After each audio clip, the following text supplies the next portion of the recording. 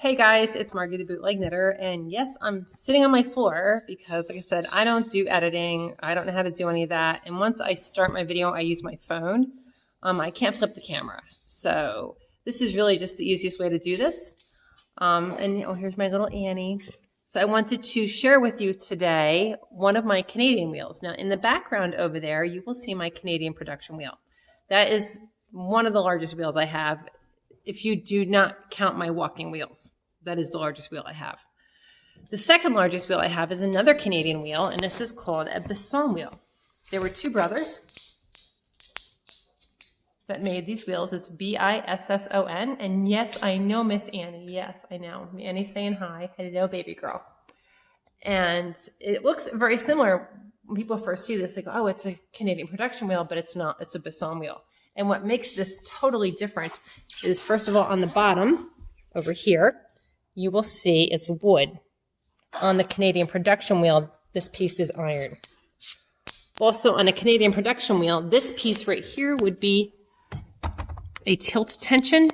It would also be iron, not wood. And the Bisson wheel, it is wood, and it is a screw tension. So you move the screw, and that will tighten up your tension. It is a dual band drive. Here's my leather. I had one break and I replaced it with a corn husk. See that? And it works great. I do have some leathers that I'm going to replace that with eventually. What I really think is cool about this wheel is the woman that purchased it. She purchased it in 1950.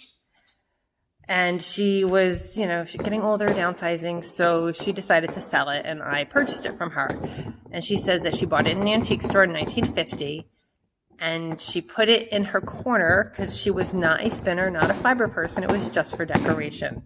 So this wheel sat from 1950 until this year, 2021, when I bought it. So I was the first person to spin on this wheel in at least 71 years, possibly more. Excuse the noise in the background. My dog's playing with her bone over here.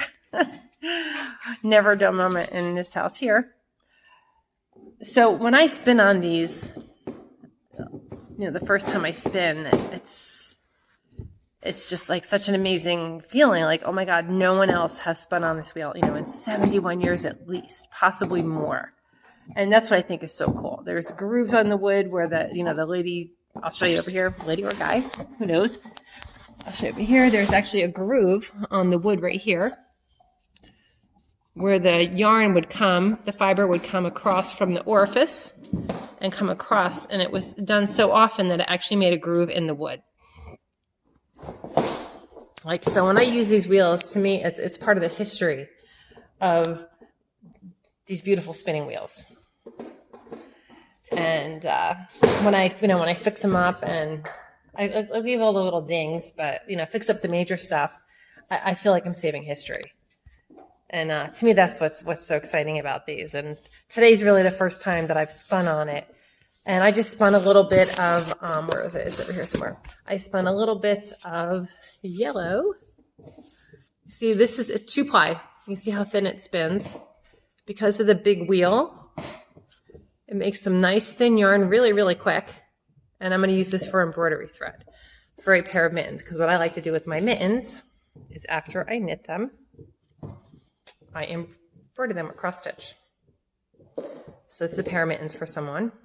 And then I also line them with fleece. So these are really super warm, nice personalized mittens. So I have another pair of mittens that I'm almost complete, and I have to cross stitch.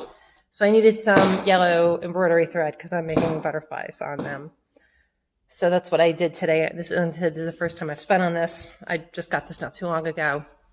And I don't know, it's hard to put into words the feelings that I get when I spin on a wheel that someone hasn't spun on in such a long time. Part of history.